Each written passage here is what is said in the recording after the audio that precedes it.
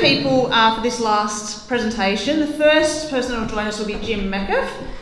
And Jim's had a long experience in the advisor space, and some of the MLA adoption programs you heard about this morning, Jim is a deliverer of, including Bredwell Fedwell. So I invite Jim up to kick us off, looking at breeding with carcass feedback. And then Rob Linden is going to jump up after Jim. And Rob's come all the way from Holbrook, where he's the property manager there at Holbrook.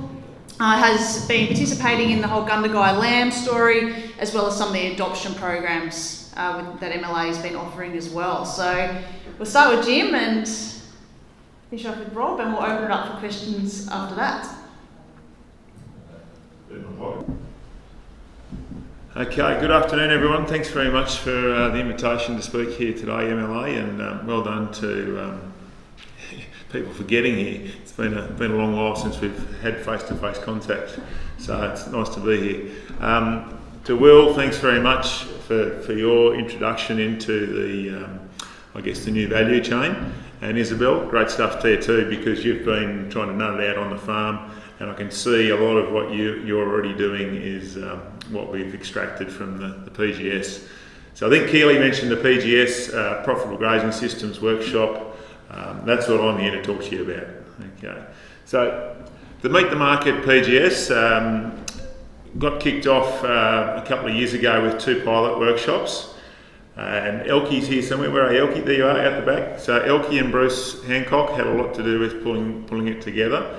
The supported learning program basically, it's all about learning from your peers and using evidence-based research and development outcomes, which have been, I guess, supported and funded by and delivered by MLA. Big emphasis on skills development through supported learning. Basically, the workshop pulls together a processor such as Gundagai Lamb. We had about 15 of their producers get involved with the workshop. And basically we came together and developed just coming together and having that confidence to build on the resilience and the new terminology that's going to come at them through the objective carcass measurement value chain. CASA was mentioned down the hallway. Keely mentioned CASA, pre-learning, post-learning. There's a big emphasis on capturing producers where they are at currently, and then where they are at the end of the PGS, at the end of the Meet the Market workshop.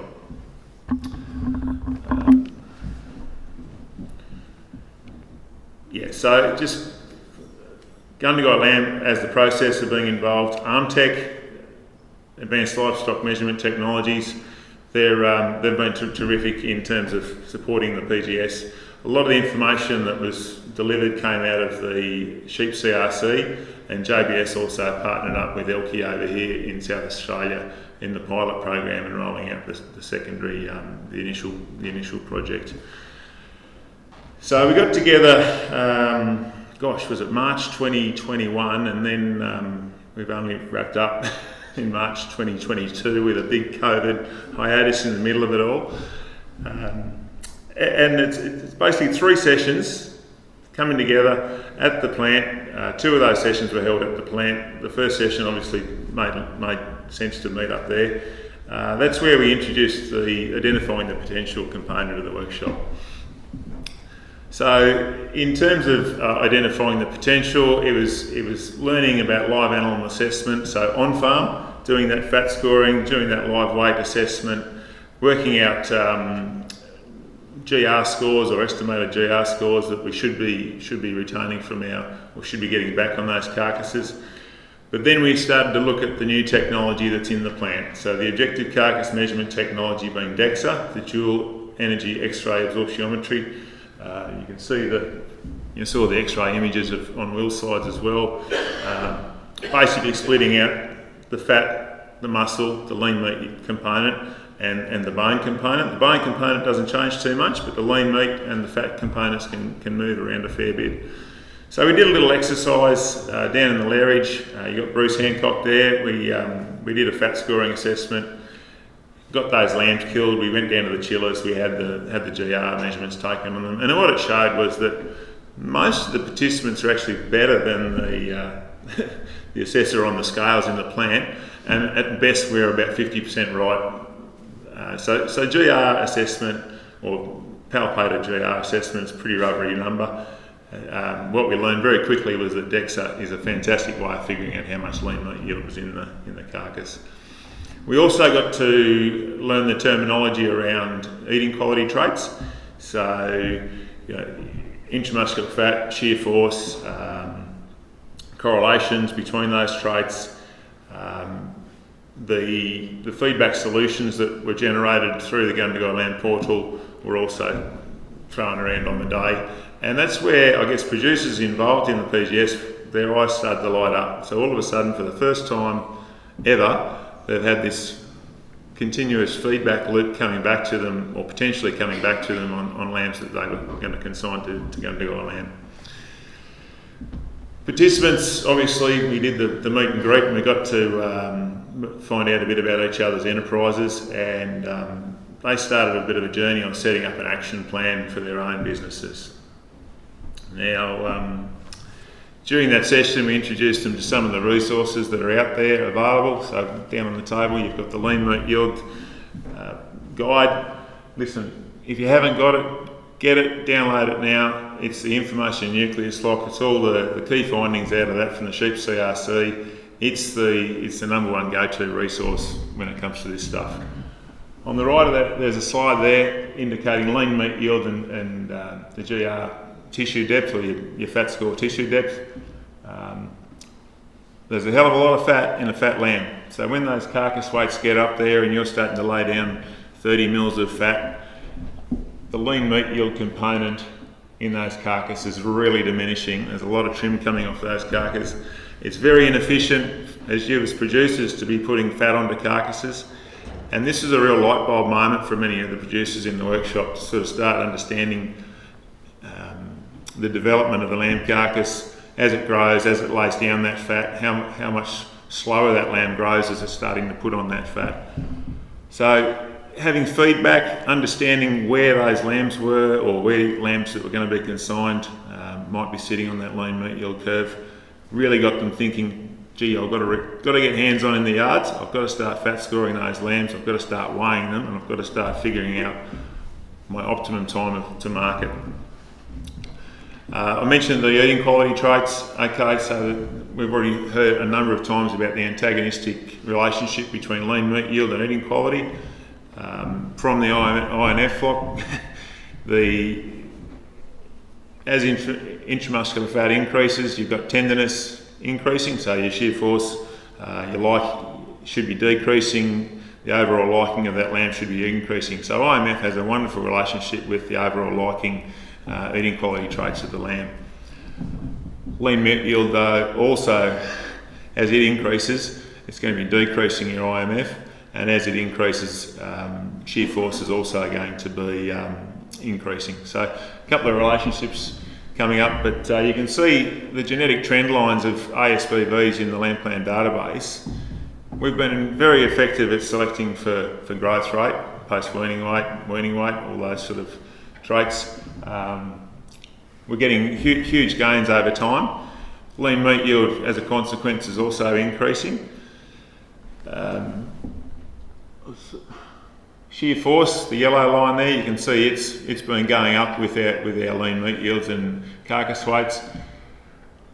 Ever so slightly, our intramuscular fat has been decreasing, and we know that the average in the INF flock was around 4.2%, and we know at 5% we get that sort of 4 and 5 star better than everyday eating quality experience. So it's not like we've got to shift it too much. We haven't got to be 8%. We've just got to get it back up above that 5% mark, or towards that 5% mark, and we start to grade up a hell of a lot more lambs into that higher eating quality grade.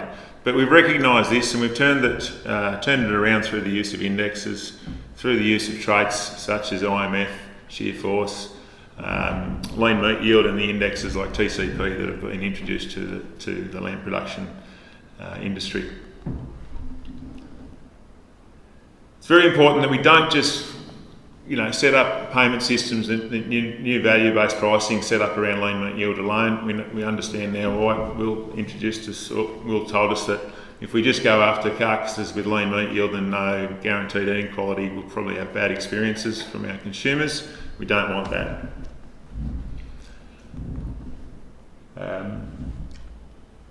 It's a big emphasis on IMF, so it is a heritable trait. We can select for it, we've got the skills, we've got the ability to select for it. So these producers are actually learning a hell of a lot about these new, well, not so new, but ASBBs that are available to them to be selecting genetics for and using it in their indexes. Strong relationships there. You've got that negative relationship from IMF to lean meat yield, the shear force positive correlation to lean meat yield. Down there on the bottom right hand side. What's really interesting though is it also ties in with management on farm. So stresses to the lamb, weight loss, think your MSA, current MSA sort of production systems. If we've got weight loss occurring in the last couple of weeks before lambs are consigned, the potential is that we will lose at least 1% IMF. So stresses that I'm hearing about at the moment, what we're seeing around in the farm visits, we've seen impacts of worms, we've seen impacts of declining pasture quality. You're expecting lambs to be going ahead, but that's actually going to be leading to decreased growth rates and potentially lower intramuscular fat scores. So that was all sort of covered off in session 1. We set the guys home, gave them a bit of homework and came back for session 2. And that was after the COVID lockdown. It was just after harvest, should have finished on the 13th of December. Wasn't the case this year. And session 2, we all got to go for a wonderful tour through Gundagai Lamb.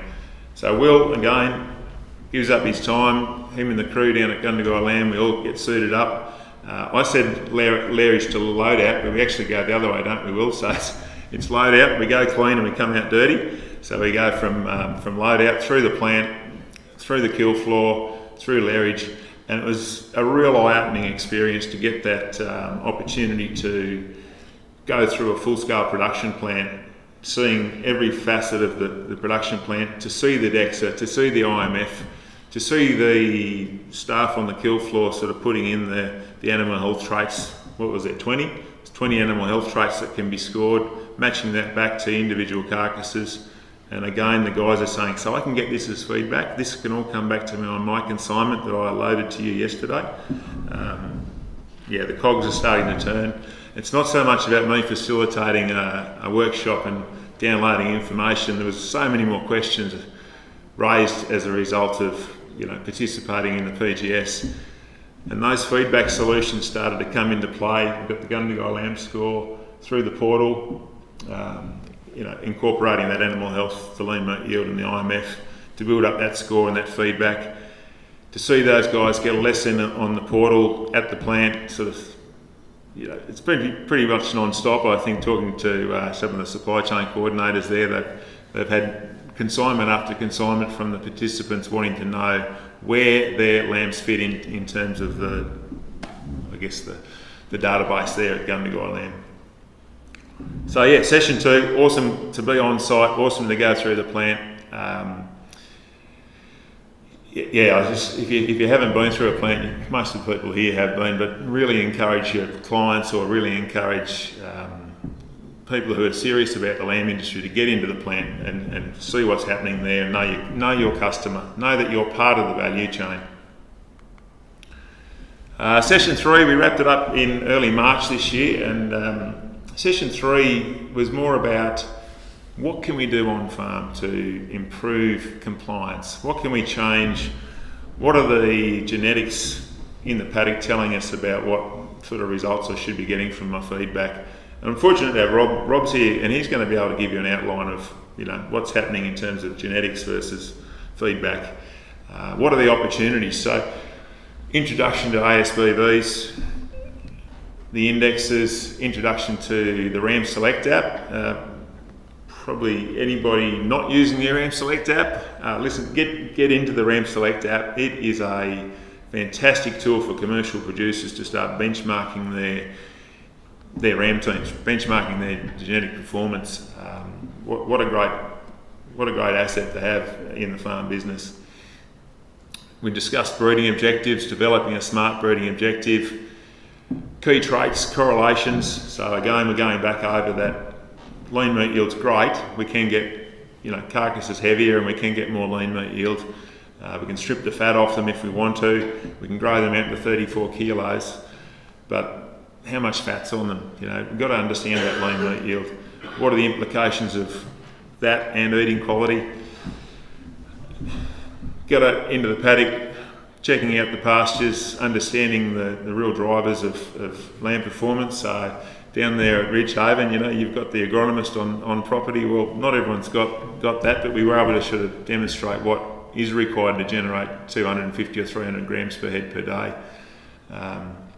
Don't take too much notice of the pasture coming up here in a minute, but describing the pasture, being able to assess the pasture, giving these guys some skills in that pasture assessment space, really sort of set them up quite well for lamb production through winter and this coming spring. Down there I've got seasonal pasture production. I think too many of us get tangled up in saying, we're going to use grazing crops, or I'm going to build a feedlot, it's going to be awesome. We've still got to fit within a budget. We've still got to make use of our number one resource, that's the pasture we're growing.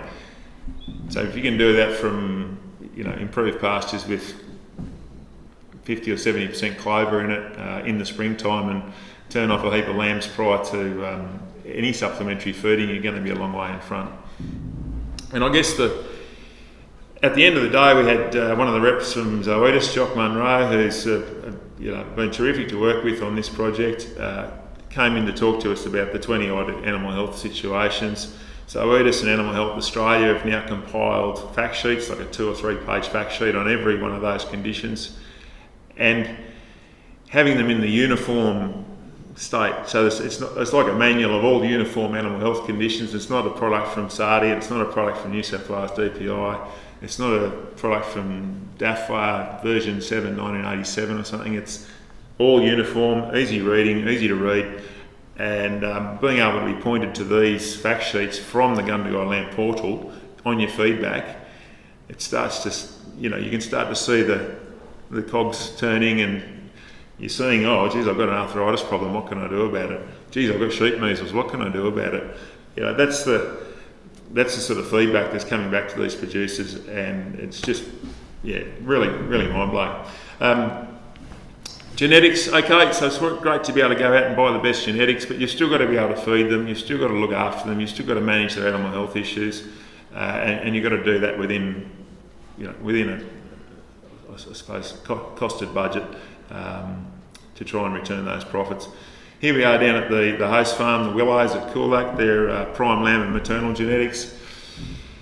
Basically, we just set up a dummy ram sale with rams lined up the race. We've got the big screen TV there with ASBB's information on each of the rams. We got to discuss different breeding objectives. We got to scan the ram, bring up his data, and tell these guys a bit about what traits they should be looking for different breeding objectives. A few of them, first time they'd been exposed to ASBBs, light bulb moments. I've been buying the wrong ram for forever many years. So Lauren and John down there at the Willows, great operation. One of the, I guess it hasn't been spoken about for the last couple of days, but we all know it, probably back to front, but the percentile band table for the breed you're dealing with, if you haven't got a hold of it, you really got to understand that, work with that percentile band table so you know where your flock is, where the improvement opportunities exist. If you're at the top, well, you can't go any higher, but if you're at the bottom, well, it's just all opportunity, isn't it? Learning that percentile band table, giving the guys some skills in that, pasture assessment. So this pasture, it's not about what it is today, it's what it was in the springtime through into early summer. Chicory, lucerne, clover, 2 foot high, 3,000 kilos or water feed available. Lambs doing 500, up to 500 grams a day. We're coming off that sort of pasture. So if you don't know what sort of rocket fuel you've got to feed your lambs, if you think they're going to do it on ryegrass alone, you've got a lot of supplementary feed to dish out. So I guess we've discussed all or a little bit of what we could change on farm in session 3 there, and then we brought it all back in to unlock the true value of the carcass. What is that true value? If you sell it through the yards, it's just whatever the dollars per head is going to be. If it's over the hooks, most of the grids through any other processor, it's fat score 1s are booted out, and it's fat score 2 to 5 and whatever carcass weight you produce. There's not a hell of a lot of opportunity to represent true value in that carcass. So, true value of the carcass, what we've understood is the carcass weight, the fat score, that's on farm, that's all right, we can get that right, dressing percentages just around about right. Lean meat yield, we can do that now through a DEXA, otherwise we've got to sort of use a bit of an algorithm, that's a bit rubbery, but DEXA, 92% accurate, damn sight better than palpated fat scores on the scales. And now with the MEQ probe at Gundagai Lamb, we can start measuring eating quality, and we can bring together a full suite plus the animal health on top of that, true value in that lamb carcass, and start to send pricing signals around value-based pricing. You've already seen this grid. It's not two-dimensional. It's not carcass weight and fat score. It's sort of multi-dimensional. It's very exciting. You've got all your different carcass weights. You can still almost earn top dollar at light carcass weights. You can earn, very heavy carcasses tend to have very low lean meat yields, and you get sort of paid accordingly there. But the sweet spot's there in the middle, and you can be scaled up. You can be scaled up if you crack that 5% by 50 cents a kilo, and all of a sudden, the guys within the PGS are starting to think, well, geez, how can I crack 50 cents on top of $8.40 or $8.60? And the feedback coming back to these guys is allowing them to make changes on their farm. So just getting towards wrapping it up here, guys. What's in it for you in the red meat industry? Not so much me, because I was just a facilitator. What's in it for the producers participating? What's in it for them? Well, obviously increased returns on farm, increased returns for the processor. Consumers hopefully will eat more lamb. Timely feedback, doesn't get much more timely than at 12 o'clock when your consignment's gone through that DEXA and has been drafted up. You're almost getting a feedback email from the supply chain coordinators at Gundagai.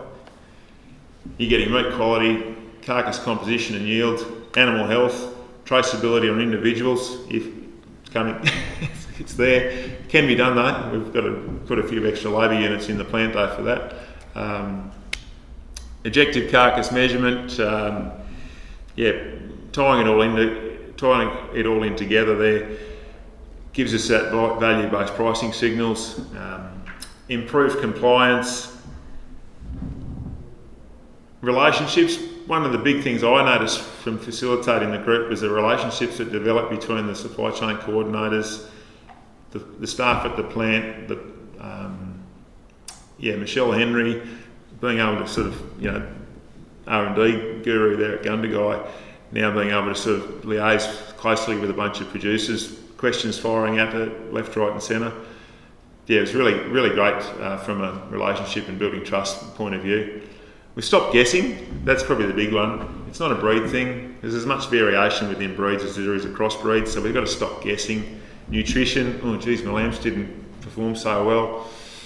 My nutrition probably wasn't that great. And all the animal health stuff.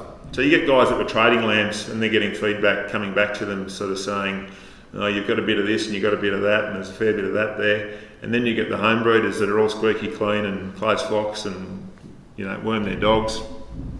Not many animal health traits popping up on their stuff. So this continuous feedback loop happening, the data being turned into information, informing decisions on the farm. It was fantastic to see the progression that the participants got on the journey with. So just in summary, the Meet the Market, PGS, it basically got a 100% recommendation from all the participants. They all plan to make big changes on their farms. The CASA, or the knowledge, attitude, skills and aspirations, pre and post, indicate significant gains in knowledge and skills relating to lean meat yield and eating quality. 100% of participants will now be using ASB boost to manage eating quality. So we're going to shift a few people away from looking at post-weaning weight traits or just buying a ram for their mate down the road to starting to incorporate TCP indexes or eating quality indexes or other specific traits. Only 50% of the participants were using carcass feedback previously. At the end of the program, 100% of those participants were like, yep, I want feedback, I'm going to get it from wherever I can, and I'm going to start looking at it in a bit more detail. Objective carcass measurement tools, they're here, and future grids, they're here already. It's just a matter of seeking out processes, and there's not too many, but seeking out processes that can offer you this opportunity. Basically, the feedback allows you to measure, monitor and inform and make decisions on farm to create more value. So at the end of the 3 sessions, which had an extended sort of delivery time frame, we've also been able to get out on farm. So just in wrapping up before I introduce Rob, we've been out on farm with the supply chain coordinators from Gundagai Lamb. We visited Nick Gay, who you'll hear from tomorrow morning, and Jim Coles on the left there. Jim came down to participate in the workshop. Very good student, Jim Coles, because he'd never fat scored before. He listened, he put his hands on lambs, he got the top marks in the course, beat the facilitator, beat the stock and station agents, beat the girl on the scales too, Will. But, yeah. So yeah, very good listener. We've got the girls there from Lamb Pro, Sophie and Georgia. So Jake and I got a lesson in all about breeding sheep and for eating quality, and managing massive sea stock business down there in Holbrook, which is great. Jake's here going through the portal for the Gundagai Lamb portal. Up there up at Jugiong, sort of checking out some pastures with Dino. And the bloke on the right you're about to hear from, so Rob Linden from Aberfeldy. But yeah, listen, the farm visits were fascinating because it gave the people a one-on-one opportunity to basically air some grievances or air some issues that might have popped up during the course that they didn't want to ask in front of a massive audience. But the big things were weighing, fat scoring, forecasting production, turn-off dates, breeding objectives, pasture bases, fat, like just recognising that, oh geez, maybe 32 kilo carcasses, that's not my market. Maybe I've got to get them back and gone at 24 kilos, fat score 3 on farm, get that assessment skills working, get the feedback, see how I hit the grid. The animal health, again, really important part of it. And then RAM Select. So Rob, I'm going to let you finish on your last slide about RAM Select, but if you haven't put your rams into RAM Select, you need to be coming to talk to someone who can do it for you. Rob, thanks very much, folks. I'll hang around for some questions.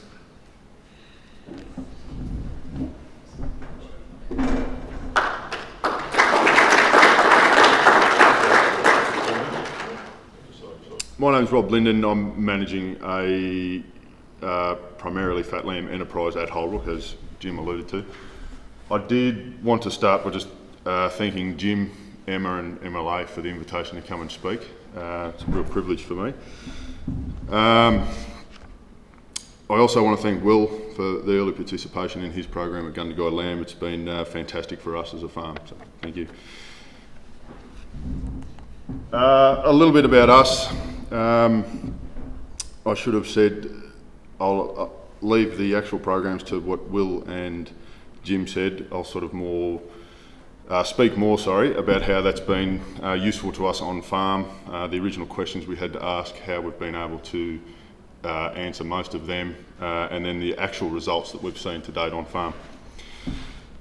So Aberfeldy's property was purchased by T.A. Field at the end of 2019. It was a walk-in, walk-out sale. Holbrook's 700mm rainfall, fairly high stocking rates as you can see. We're currently joining 10,500 composite ewes, most of 50-50 between maternally joined, terminal joined, and we do have a small wing of first cross girls as well. We've got 200 breeding cattle, plus trade and agistment opportunistically. That is primarily used as a grazing tool for us, pasture management. We do have an aggressive pasture renovation program. We've planted 350 hectares in the last 2 years. Been a hell of a 2 years to do it. And we are primarily targeting trade weight lambs direct to the processor. We have a large amount of lucerne on site, and for us, the ability to finish lambs is paramount. We're using AgriWeb and FarmBot, or a telemetry system for our water systems, and that's been tremendous in terms of efficiencies for us, particularly labour.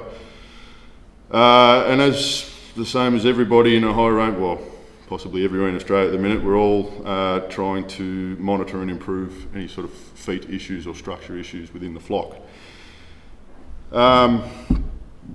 We are aiming to produce 13,000 to 14,000 lambs a year, and one of our aims, I suppose, is to have 75% of them finished and out the gate by mid to late December, or at least on a Christmas kill grid.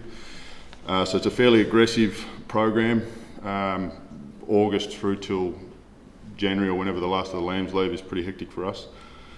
And our main breeding objective: maintain high growth and increase eating quality and weaning rate for a moderate framed ewe that is structurally correct. Now, there's a bit in that, I appreciate that, but we have observed early on that our growth rates are quite good and reasonably consistent, keeping in mind season and pasture. But we want to increase our eating quality. That's based on what I'm about to speak about in terms of market indicators, and weaning rate / survival rates of lambs across the board, just to try and maximise production. We also have an 85 kilo reference weight on our ewes, so we probably need to do a bit of work there too.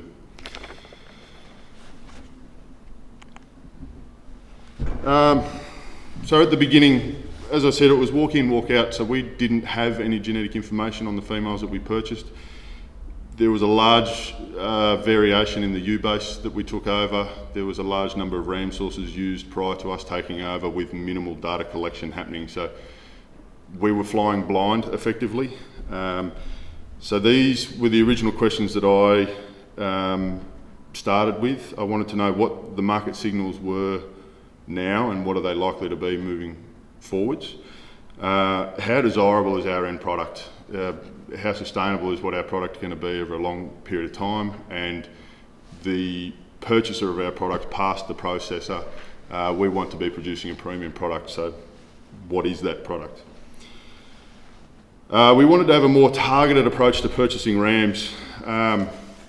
Time and time again, I've seen producers go to a sale and just go and buy the biggest, best ram at the sale, whereas I was thinking we might and should be able to target our ram selections based on what our base flock is, effectively match the rams to our females at home, have a more targeted approach, ideally paying less for our rams but getting as good, if not better, results.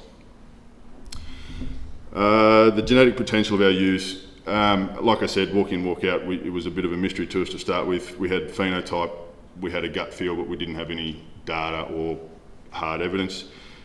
I was trying to find out if we could DNA profile in the early days. I understand there's work in that direction. And then once we had all of that information, what is the best approach in terms of using genetics to achieve the outcomes? It's one thing to have the information, it was another thing to understand how to actually put that into practice in a commercial sense, and how to achieve results. And far and away the biggest and most important question for us: how do I maximise the profitability of the kilos per hectare for us? You do a business edge course or benchmarking data, everyone talks about kilos of lamb per hectare. I want to know the profitability of that kilo.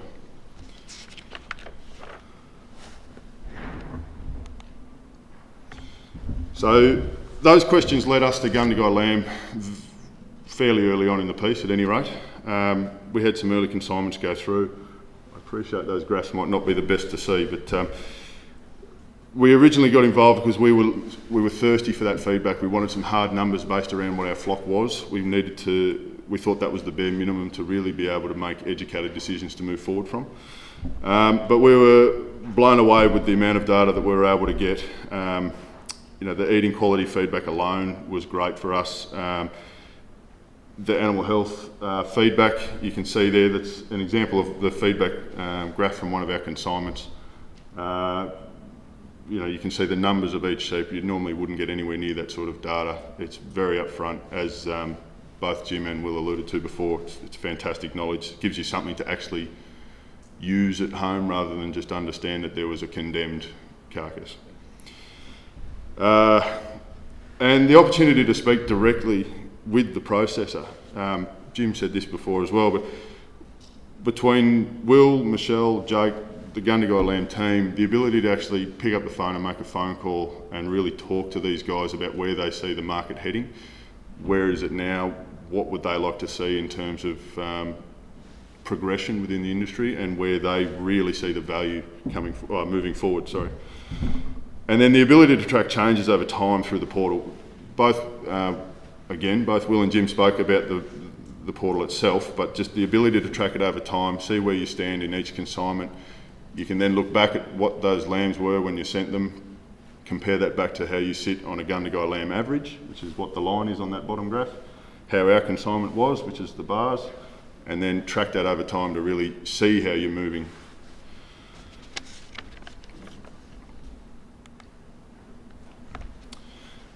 So the involvement with Gundagai Lamb is what led into the PGS, or the invite I should say, to participate into the PGS Meet the Market course. The benefits to that course for us on farm was just in general, a deeper understanding of what the feedback was and what that actually meant for us in terms of looking at sheep on site before we sent them to processors. Again, we were exposed to the new objective measurement technologies on the processing chain, the DEX of the MEQ. I could just about set up a deck chair in Will's sorting room and just watch that go. It's fantastic to watch. It's really great to see that. It really feels like the cutting edge stuff, and just gives a lot of confidence in what Will's doing there. The pasture assessments and impact on growth and carcass composition. Again, Jim spoke about this, but there was a few things that I hadn't quite put numbers to, or wasn't sure how to do that. But a lamb being checked and going backwards in weight, losing up to a whole percent in IMF in the lead up to sale, that's obviously got massive ramifications. The ability to manipulate that, hopefully the other way if we can work it out, and then also pasture utilisation on farm and consistency of growth rates for us. The Ram Select Lamb Plan, obviously we were given a fair old introduction to that and how we can use that. This is sort of coming back to how I was wanting to have a more targeted approach with our genetics. So understanding not only the benchmark of our ram team versus industry, we could also see our genetic change over time, which I'll show you some graphs of in a minute. But that really enabled us to go hard at the traits that we deemed the most important to us, not necessarily the most expensive ram, as it were. And then using those ASBVs to achieve results. So there's a bit of work involved with that we went through with PGS in terms of actually manipulating the numbers that we see on a sale catalogue. And the one-on-one farm visit, that was a real plus to this course. It's one thing to go to a course like this and talk in broad strokes, but it's a whole other thing to have the people come to your farm and talk very specifically about what your operation is and what your restrictions may be or what you're doing well, and actually have that sort of relationship with those people. So that was a real plus to the course. And all of that adds up to confidence for the producer, or certainly for me at any rate, to spend the time and also the money on making any changes we needed to make to the business. So adding eating quality, or putting more pressure on eating quality, I should say, to what our end product is, or not spending money if that be the case as well. But either way, we had something objective rather than subjective to go off. It's interesting to note that our ram team on Ram Select, the ASB percentiles of our ram team matched the feedback coming back from Gundagai Lamb. So that put a lot of confidence in what we were getting back from Gundagai Lamb as well, as a doubling up there. And yeah, sorry, That's me. And just to finally show, I know this is a very small data set, so don't weigh too much into the numbers as it were, but I did want to highlight the trends that we've been able to grab over the 2 years. This is effectively the time that we were doing this course. We've been able to make some fairly aggressive inroads into our breeding objective. There has obviously been a trade-off here. Birth weight has increased and it's something we're going to have to monitor over time. But we as a commercial enterprise saw the opportunity to go hard for eating quality now, while those rams may not be worth as much as they like or we think they'll be in 3 or 4 years. So if we can go hard now, we can monitor other traits and make sure they don't become an issue, but go hard now is the idea. Obviously, as a commercial enterprise, we are reliant on our seed stock producers for what rams we are. We, at least as a company, we pride ourselves in terms of relationships with our seed stock producers. So we don't want to be chopping and changing based on a single ram at a time that we like the look of. But it does mean we're relying on seed stock. So those open communications and being able to talk directly with them, show them the feedback that we're getting, show them what our breeding objectives are and say this is what we're looking to do, but we're clear on what we want, we've got evidence to back us up. It's a great tool to go back to them.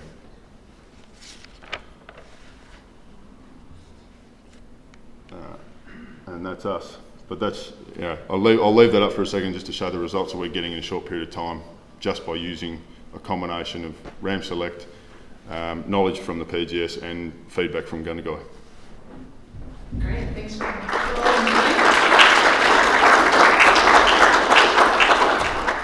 Now we do have time for a couple of questions of either Rob or Jim. Anyone would like to ask anything?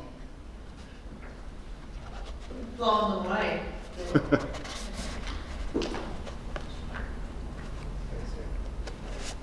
My question is probably for Jim. Sorry. Jim, what are the fixed effects of the land? How do they affect IMF? So if it's born a twin out of an older dam, that may be a question for Isabel or Daniel. Yeah. It would be in the, that it's going to come out of what done in the IMF sort of situation, but that's a question that the commercial guys are asking too. So, there's going to be consignments that are the singles. They're going to be the first ones to exit the farm and come back, and they might have higher IMF, high scores, and there'll be the late-born twins out of the year lambs or something or other that didn't quite get there. So it is essentially like that. Is that how? Well, in sheep genetics, we adjust for live weight, basically, to take account of the range of things. But there's definitely an effect of being all those environmental things have an impact on the differences in IMF. But from a commercial production point of view, we need to understand, what are the key drivers, and we've got a lot to learn in there. This is a new field, and I think we're just starting the path. But there's definitely important to account for all those environmental effects from a breeding rate point of view. I can just answer a little bit on ewe age. So we've deliberately not included maiden ewes or ewes over the age of 5. So we use 2, 3, and 4-year-old ewes as our database. And that's because the lactation capacity of those younger and older ewes is actually quite significantly different. And obviously the nutrition of the lamb, when we're killing it at 19 weeks, there's a huge impact on the lactation. So yes, IMF can be affected by that, but generally related to the nutrition available on the lamb rather than the actual ewe itself. Thank you. Are there any other questions? I was just going to ask a question around, so the Profitable Grazing Systems program is quite a time investment, isn't it? So you're doing it over certain, I guess, what you are doing over sort of 12 months or longer, and I'm interested in your thoughts on, how did you find that experience instead of coming to a 2-day workshop and doing it with other producers? Yeah, good question. So the ability to spread it out gave us the chance to sort of go home and evaluate what we were learning in each session rather than a big information dump, as it were. Some of it was quite relatable, and the ability to have that time meant that other things that happen on farm to be able to implement and see results, so we could come back with other questions. So I think it was a good thing. I will say one other thing is that PGS programs are not cookie cutter sort of exercises. So we spend a lot of time working with the MLA and the Jim about what we wanted to deliver and working with those producers so they can get something meaningful. You said it, but it's been a consistent piece of feedback from all the producers. The one-on-one at the end was what brought it all home, because you bring together a group of people that don't necessarily know each other. Maybe you've got 12 of them, clonk them all in a room. There's all that, by the third session you know each other pretty well, but then that last step going on to the farm and just spending 2 or 3 hours talking to them, it's just their production system, no one else is judging. It actually provides, it's been the single best bit of feedback we've had is you kind of do all this group learning and then you really know it at the end. But it's not, it's got to be relevant because you're there doing something that's been basically designed for you in that supply chain and that system. Yeah. So that's been a strength, I think, of the PGS program that we've noticed. You get out what you put in, I guess, with the PGS. So, Elkie, you're nodding. You sure do, don't you? I mean, it's not turn up, we deliver it all to you, and off you go home, and oh yeah, had a nice day out. There's quite a lot of homework, there's a lot of pre-course background information that we're asking you to collect. I didn't mention part of the on-farm session, we also go into all the key metrics, a bit of benchmarking data. You know, if you don't know where you're at, you should get involved in some farm benchmarking. But if you do know where you're at and you're only at average, well, it's all opportunity. But if you're in the top 5%, well, pick up the rest of the guys in the group and drag them along with you, please. The on-farm the other day, we went and visited a chap and his son-in-law, and they said, well, we're putting in practice what we've learned. We're consigning 600 lambs are going tomorrow, and we've weighed them all, and we've fat scored them all. We've estimated them to be, I think it was 3 kilos lighter carcass weight and a whole fat score lighter. And they found a different market for the ones that missed the spec, but they were going to go after the lean meat yield spec and try and hit that sweet spot on the rig. Great, thank you. So we will wrap the session up. Like I said, I've been working with MSA for a long time, and so this stuff is really exciting to me. And I've been saying for a while, a revolution is coming to the sheep meat industry, and this is evident. I think this session is actually evidence that it is actually happening right now. We've unlocked technology, we've just unlocked carcass feedback, and we're now starting to enter that world of value-based payments. So I think it'll be really, whatever the next genetics forum looks like in a couple of years' time, and how much we would have advanced even more by then will be really great to see. So thank you to all of our speakers. If you're going to join me in just thanking our speakers.